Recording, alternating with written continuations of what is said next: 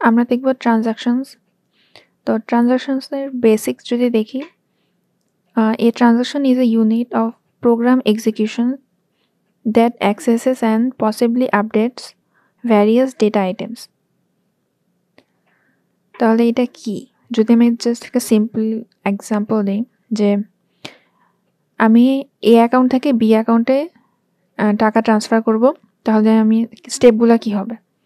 আমি প্রথমে দেখব যে এ অ্যাকাউন্টের মধ্যে কত টাকা আছে। তাহলে রিড এ এখানে পাবে a = 100।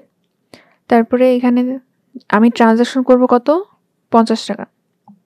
তাহলে এখানে কি হবে, যে এ যত ছিল তাহলে 100 - 50 হবে, আর আপডেট হয়ে হবে এই 50। এখন আপডেটটা এখানে হয়নি, এখানে জাস্ট ক্যালকুলেশন হয়েছে।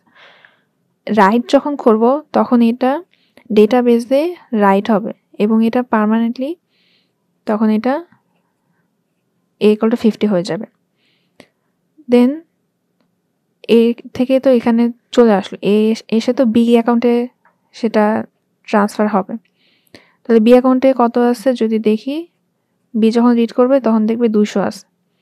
তারপর বি এর হলো যে 50টা অ্যাড হবে, তাহলে এখানে হবে 250।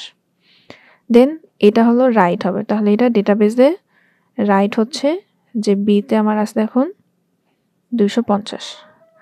তাহলে এইভাবে আমার ট্রানজাকশনটা হচ্ছে।